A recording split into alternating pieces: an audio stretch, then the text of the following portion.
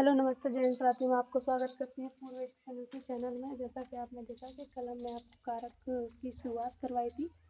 कारक की जब हमने शुरुआत करवाई थी तो हमने आपको डिटेल्स में पढ़ाया भी था और उनको समझाया भी था ताकि आप उन्हें ना भूलें। लेकिन उनके लिए हम थोड़ा लिखित रूप में भी आपको दिखाने जा रहे हैं ताकि आप इसको बिल्कुल ही ना भूलें और समझने में आपको आसानी होगी और आपके लिए रिवीजन करने के लिए एक नोट्स भी तैयार हो जाएँगे। आप इसको साथ ही साथ नोट्स कर सकते हैं या फिर इसके बाद में भी नोट कर सकते हैं। मेरा मानना ये है कि आपको जितना नोट करेंगे उतना अच्छे से याद होगा। अगर आप नोट करते हैं तो याद भी अच्छा होता है और अपने हाथ की लिखावट को रिवीजन करने में बड़ी आसानी रहती है। क्योंकि ऐसे नोट्स और पीडीएफ वगैरह तो आपको मोबाइल पे, कई वेबसाइटों पे, कई पीडीएफ और कई सारी साइटों पर इंटरनेट पर भी मिल जाती हैं, लेकिन ज़रूरी है उसको समझना। ऐसा नहीं है व्याकरण की किताबें नहीं हैं, व्याकरण की भी बाज़ार में कई किताबें हैं, तो किताबों से भी आपको लिखित में मिल जाएगा। मेन चीज़ रहता है समझना। तो क्लास इसलिए जॉइन करते हैं ताकि हमें समझ में आ सके और टीचरों के लिए हर विद्यार्थी पढ़ने भी इसलिए जाता है ताकि उसको अच्छे समझ में आए। तो आइए हम स्टार्ट करते हैं बिना देरी करे। जैसा कि आपने देखा पहला था हमारा कर्ता कारक। कर्ता कारक वह शब्द जो काम करने वाले का बोध कराता है। कर्ता जो एक व्यक्ति होता है वो सारा काम करता है। अगर उसके ऊपर ही पूरा टेंस निर्धारित है तो वो हम कहेंगे कि भाई ये कर्ता कारक है। जैसे कि वो शब्द जो काम करने वाले का बोध कराता है, इसका कारक चिन्ह क्या है? ने है। मैंने आपको एक साथ पढ़ाया भी था कर्ता ने। कोई भी काम जब करता है तो कहते हैं ये काम किसने किया? तो वो कहते हैं इसे किसने किया है? तो हम कहते हैं भाई ने किया है, मम्मी ने किया है या बहन ने किया है। तो उसमें ने ज़रूर आता है, तो कारक चिन्ह क्या आता है? ने। कि भाई इसका जो कारक चिन्ह है ने है। जैसे राम ने पुस्तक पढ़ी। राम ने पुस्तक पढ़ी। पुस्तक किसने पढ़ी है? राम ने। लेकिन कभी-कभी दिक्कत ये होती है कि कभी-कभी इसमें जो आपका ना प्रत्यय नहीं होता है, तो आप पहचान नहीं पाते हैं कि इसमें कर्ता कारक है भी या नहीं है। तो कभी-कभी कर्ता का चिन्ह नहीं लगता है। जैसे कि आपने देखा राम आम खाता है। अब इसमें ना ही आपको नहीं दिख रहा है, तो आप पहचानने में थोड़ी दिक्कत होगी। आप बोलेंगे कि हमने तो पढ़ा था कि भाई इसमें कारक चिन्ह ने आता है, लेकिन इसमें तो ने आया ही नहीं है। तो इसका मतलब ये है कि इसमें कारक चिन्ह कर्ता है ही नहीं। लेकिन ऐसा नहीं है, कभी-कभी कोई चीज़ आपको दिखती नहीं है लेकिन होती है। उसको आप बोल कर देखेंगे तो समझेंगे। जैसे कि राम आम खाता है। आम खाता है, भाई कौन खाता है? राम खाता है। क्यों? क्योंकि आपने देखा है आम खाने का जो प्रभाव है पूरा किस पर पड़ रहा है? राम पर। यानी कर्ता पे पड़ रहा है। किताब पढ़ता है राम। किताब पढ़ता है भाई, अच्छी बात है, लेकिन पढ़ता है तो कोई ना कोई तो होगा और किताब तभी पढ़ेगा जब कोई व्यक्ति होगा। तो राम किताब पढ़ता है, इसका भी प्रभाव किस पे पड़ेगा? कर्ता पर पड़ेगा। जैसे क्रिया पर कौन और किसने का प्रश्न आने वाला उत्तर कर्ता कारक होता है। आप पहचान कैसे करेंगे? सीधी सी बात है। आप जब भी वाक्य ऐसा देखते हैं कि राम आम खाता है, राम किताब पढ़ता है या कोई भी अन्य वाक्य जो है मोहन बाजार जाता है, तो आप एक ही प्रश्न करेंगे कि कौन? तो उसका उत्तर आएगा वही मोहन। अच्छा, किसने किताब पढ़ी है? तो किसने का उत्तर आएगा कि भाई राम ने। तो यानी कौन और किसने का प्रश्न आने वाला उत्तर क्या होगा? आपका कर्ता कारक होगा। जब भी आपको वाक्य दिखता है अपने आप से एक ही प्रश्न कीजिए कि कौन और किसने। दोनों का उत्तर अगर एक ही आता है तो समझ लीजिए उसमें कौन सा कारक होगा? कर्ता कारक होगा। अब अगला है आपका कौन सा कर्म कारक। जैसा कि आपको पता है कोई भी काम करता है तो कर्ता करता है, लेकिन जब कोई काम करता है तो वह शब्द जो काम का बोध कराता है इसका कारक चिन्ह को होता है। कोई भी काम कर रहे होते हैं तो हम क्या कारक चिन्ह रहेगा उसका? को कारक चिन्ह रहेगा। क्या रहेगा? को कारक चिन्ह रहेगा। अब देखिए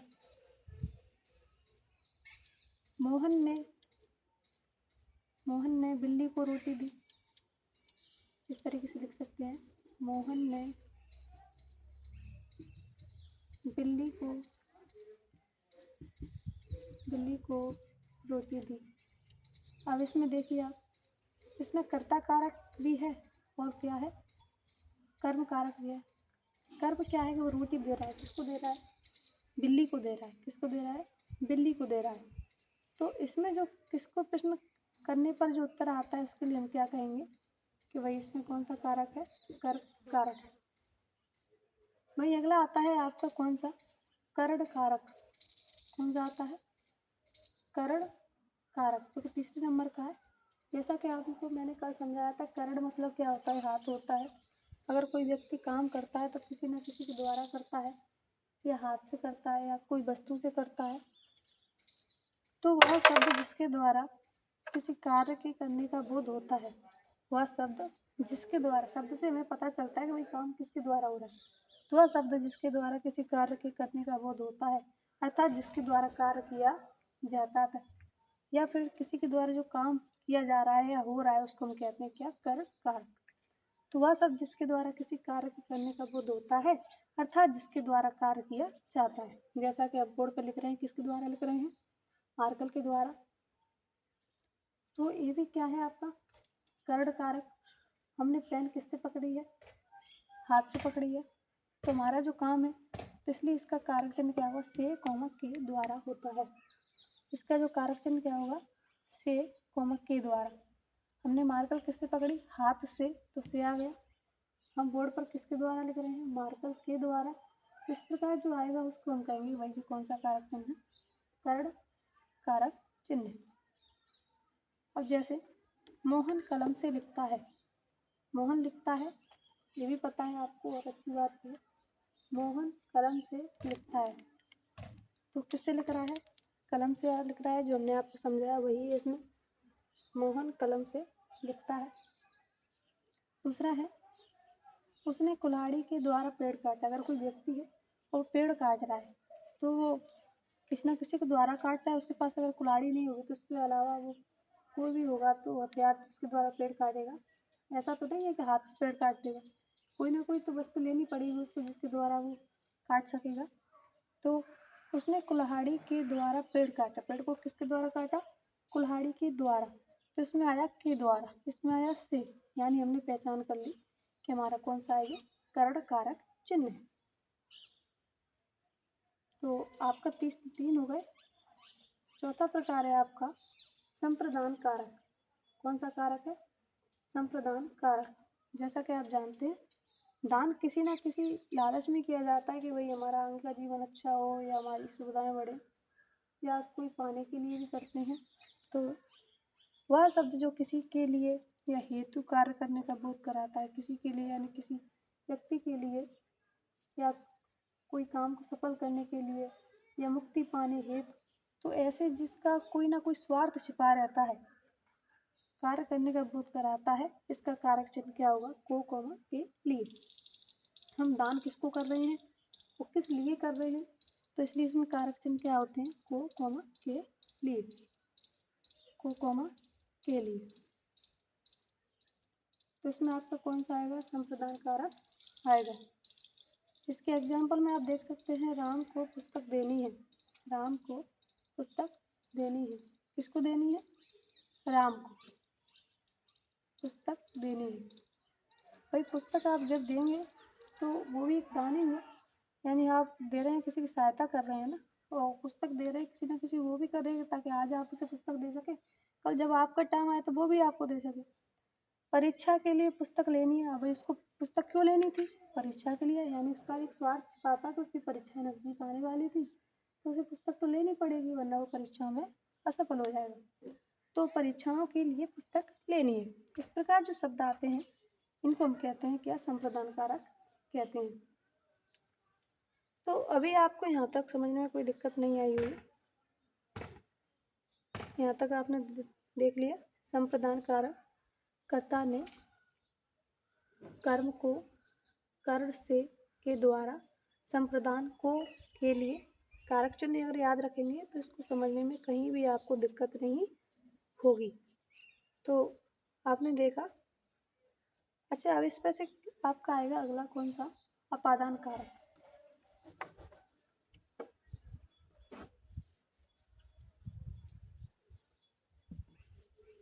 हमने आपका समय बचाने के लिए थोड़ा सा हम पहले से नोट करके रखते हैं ताकि आपका समय बचे।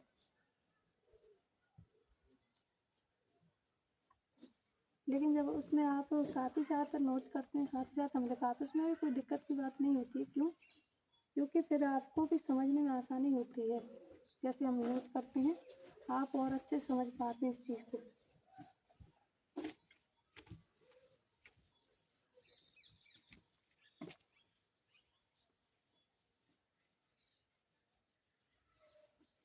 कुछ दिनों तक आपको सहयोग बनाना पड़ेगा, फिर हम आपकी क्लासेस और सभी चीज़ों में सुधार कर देंगे। बस आप बने रहिए, आपको सभी सब्जेक्ट अच्छे से मिलेगी।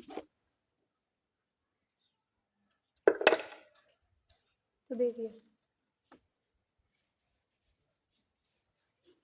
अगला कौन सा है हमारा? अपादान का।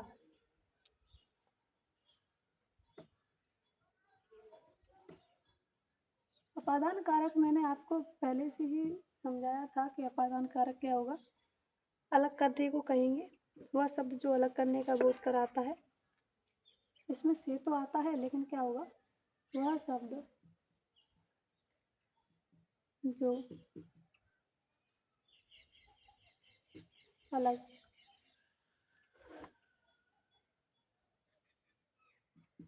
कराने का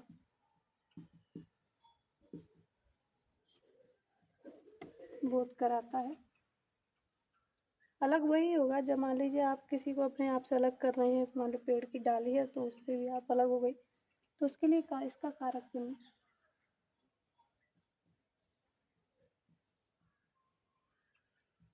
इसका कारक चिन्ह क्या होगा आपका? इसका कारक चिन्ह आपका से है। क्या है? इसका कारक चिन्ह क्या है? से है। जैसे पेड़ से पत्ती गिरती है, पेड़ से जब पत्ती गिरती है तो वो पेड़ से अलग होती है, यानी अलगाव। हम सीधी सी भाषा में कह सकते हैं कि अलगाव के लिए, अलगाव यानी अलग होने के लिए जब भी बात होगी, हमारा कौन सा कारक होगा? अपादान कारक होगा। पेड़ से पत्ती गिरती है। दूसरा,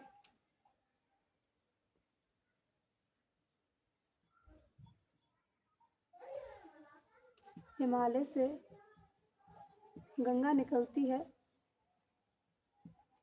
हिमालय से गंगा निकलती है, जो आपकी गंगा है, हिमालय जो पर्वत है उससे क्या कर रही है? निकल रही है। तो जब वो पर्वत से निकल रही है तो क्या होता है कि वो आपकी नदी अलग हो रही है, यानी तो हिमालय से गंगा निकलती है। तो इसमें भी कारक चिन्ह क्या है? से, यानी अपादान कारक है। अब इसमें एक और पहचानने का तरीका ये है कि आप क्रिया पर कहाँ से, क्रिया पर, इसके लिए जो प्रश्न किया जाता है, क्या किया जाता है? क्रिया पर कहाँ से प्रश्न करने पर आने वाला उत्तर किसका होगा? आपका अपादान कारक होगा। जब भी आप प्रश्न करेंगे कि भाई कहाँ से, तो हम कहेंगे भाई पेड़ से पत्ती गिर रही है। हम कहेंगे गंगा निकल रही है, कहाँ से? कि हिमालय से निकल रही है। तो कहाँ से प्रश्न करने पर जो उत्तर आता है, तो हम कह देते हैं कि इसमें कौन सा कारक है? अपादान कारक है। तो आपने यहाँ तक समझा कि इसमें क्या है? अपादान कारक है। जैसे वह ट्रेन से दिल्ली गया, इसको भी लिख सकते हैं। वह ट्रेन से दिल्ली गया। कहाँ, किससे गया? ट्रेन से। और इसको हम भी जोड़ सकते हैं कि प्लेटफॉर्म पर, प्लेटफॉर्म पर, प्लेटफॉर्म पर गाड़ी से उतरा। प्लेटफॉर्म पर गाड़ी से उतरा, तो भाई कहाँ से? प्लेटफॉर्म से। तो इसमें से आ रहा है, यानी भाई अलग हो रहा है। भाई गाड़ी से जब कूदा तो गाड़ी से अलग हुआ। दूसरी बात, वो ट्रेन से दिल्ली गया, तो यानी एक जगह से दूसरी जगह गया तो उसने स्थान भी बदला और एक स्थान से दूसरे स्थान से अलग भी हुआ। तो इसके लिए हम समझ सकते हैं कि इसमें कौन सा है? अपादान कारक है। अगला आता है आपका संबंध कारक। संबंध कारक आपको पता ही है, जब अलग होते हैं, जब आपने दान किया और दान करके अलग हो गए तो रिश्ता तो बनेगा। वाक्य में दो शब्दों के मध्य, वाक्य में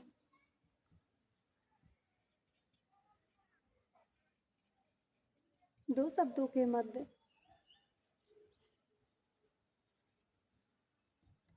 संबंध बताने वाले, वाक्य में ऐसे दो शब्द जो एक दूसरे के ऊपर निर्भर करते हो, संबंध बताते हो, दो शब्द आते हैं बताने वाले संबंध, कौन सा कारक होगा? बताने वाले शब्द, संबंध कारक होगा। संबंध कारक में आपको पता ही है, जैसे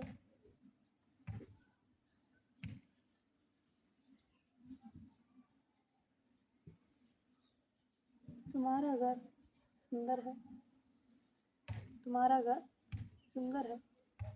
दूसरा, अपना काम करो, अपना काम करो। घर का जो संबंध है, सुंदर क्या है? घर है। तो तुम्हारा जो घर है वो कैसा है? सुंदर है। और तुम्हारा जो संबंध बता रहा है, भाई जो घर है वो किसका है? तुम्हारा है, यानी तुम्हारा उस घर से कोई ना कोई तो संबंध है। तुम्हारा घर सुंदर है, यानी तुम्हारा उस घर से संबंध है। तो तुम्हारा घर सुंदर है, तो इसमें कौन सा होगा? संबंध कारक। अपना काम करो, काम करो लेकिन किसका? अपना, यानी हम संबंध बता रहे हैं, काम भी आपको किसका करना है? अपना काम करना है। तो इसमें हमारा कौन सा हो गया? संबंध कारक हो गया। अगला, जैसे उसका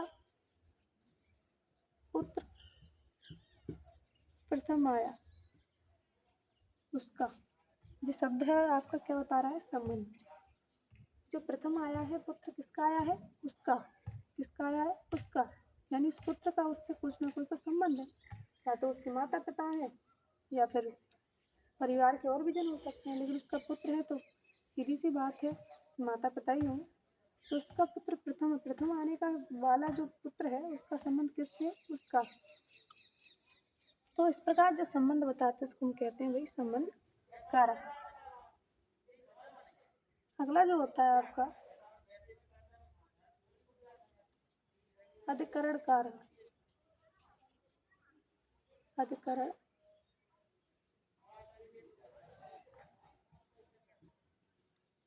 कारक संबंध है तो सीधी सी बात है आप अधिकार भी जताएंगे, और अधिकार जताएंगे, अधिकार जिस पर होता है हम उसके लिए कोई भी शब्द यूज कर लेते हैं, वो बुरा नहीं मानता है। अगर वो बुरा मान गया तो इसका मतलब उस पर हमारा कोई अधिकार है ही नहीं। तो इस पर क्या है? अधिकरण कारक। वह शब्द, वह शब्द जो, वह शब्द जो दो वस्तु में, वह शब्द जो दो वस्तु में, दो वस्तुओं में, वह शब्द जो दो दो वस्तु में, जो वस्तु होती है उनमें दोनों में क्या करता है? दो वस्तुओं में निहित होने का। निहित यानी एक दूसरे से कुछ ज्यादा घुली मिली होती है, निहित होने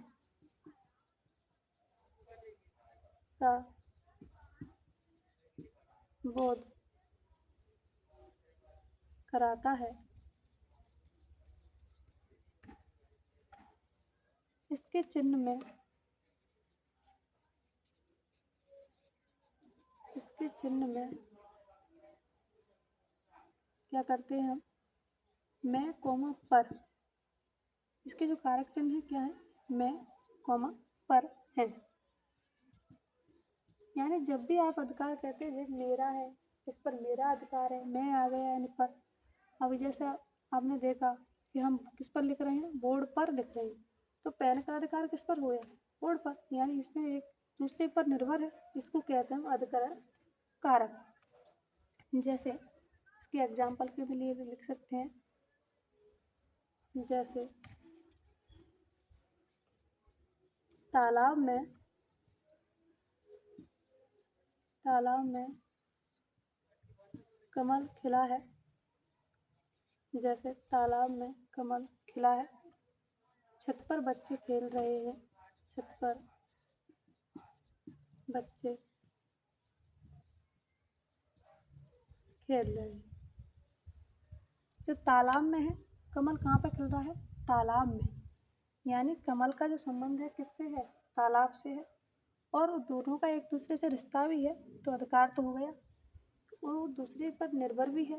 तालाब में कमल खिला है। छत पर बच्चे खेल रहे हैं। बच्चे किस पर हैं? छत पर हैं। यानी एक दूसरे पर निर्भर हैं। तो क्या अगर छत ना हो तो बच्चे खेल पाएंगे क्या उस पर? नहीं खेल पाएंगे। तो छत पर बच्चे खेल रहे हैं। तो इसके लिए हम कह सकते हैं कि इसमें कौन सा कारक है? अधिकरण कारक है। लास्ट आता है आपका कौन सा? संबोधन कारक। संबोधन कारक। संबोधन कारक मैंने जैसा कि आपको बताया कि जब कोई व्यक्ति, मान लीजिए कोई अचानक से चीज़ घटती है, और जो अचानक से जो घटने वाली चीज़ होती है उसको हम कहते हैं घटना वाली। तो हम कहते हैं कि इसमें क्या हो गया? आपका संबोधन कारक हो गया। इसके लिए क्या करेंगे हम? संबोधन कारक हो जाता है। तो संबोधन कारक में आपको पता ही है कि जब जो चीज़ें यूज होती हैं तो आश्चर्यचकित वाली होती हैं। जैसे संबोधन कारक में तो हम लिख सकते हैं वह शब्द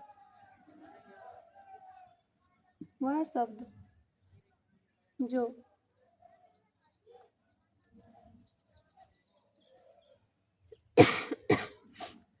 वह शब्द जो दो वस्तु में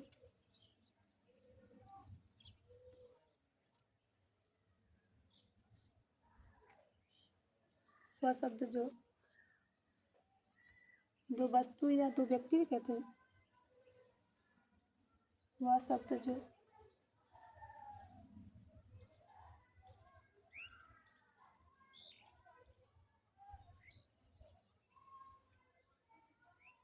वह शब्द जो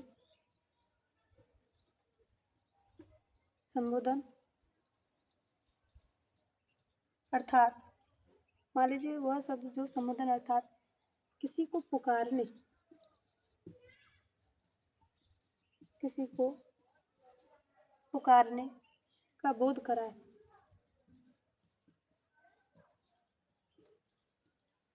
किसी को मान लीजिए आश्चर्यचकित से, आपको पता नहीं है, सरप्राइजली जो चीज़ होती है आपकी लाइफ में, अचानक से जो चीज़ होती है, तो वह शब्द जो संबोधन अर्थात किसी को पुकारने, मान लीजिए आपके घर पे कोई आ गया अचानक से, या कोई पकवान जिसकी आपने कल्पना ही नहीं की हो वो बन गया, आप कहें अरे वाह आज तो ये बन गया। तो वह शब्द जो संबोधन अर्थात किसी को पुकारने का बोध कराए। और एक खास बात और ये है कि यह शब्द वाक्य के हमेशा शुरू में ही आता है। वाक्य के शुरू में ही आता है। क्या आएगा? वाक्य के शुरू में आता है।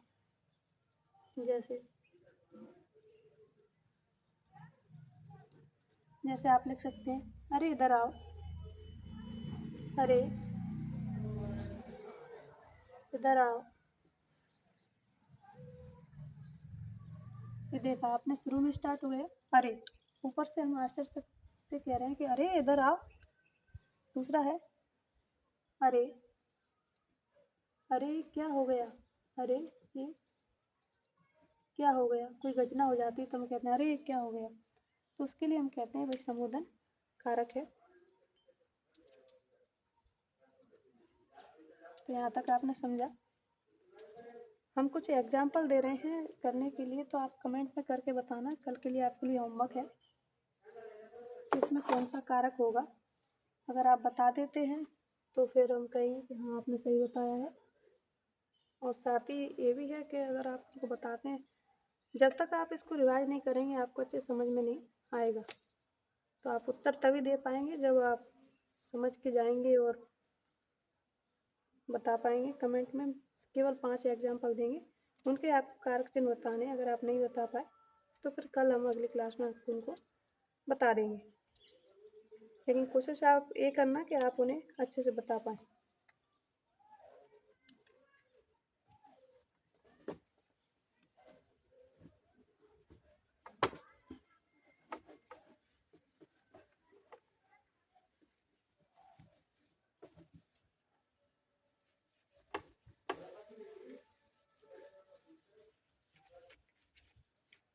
पहला है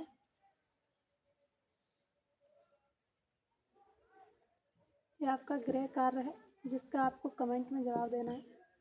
पूरी क्लास देखनी है।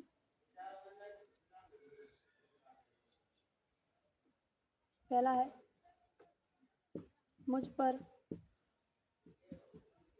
भरोसा रखो।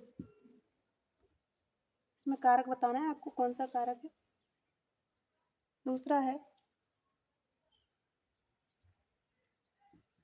पान वाले की दुकान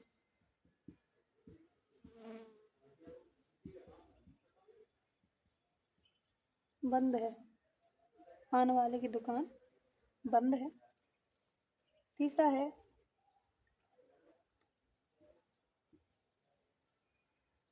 बिल्ली छत से गिर पड़ी। अगला है आंखों देखी घटना है। आंखों देखी घटना है। और एक जो आपने बचपन से सुनी होगी,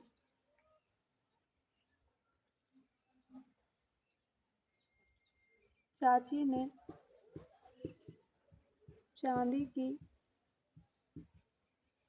चम्मच से चटनी चटाई। इनके आपको बताते हैं कि इनमें कौन सा कारक चिन्ह है।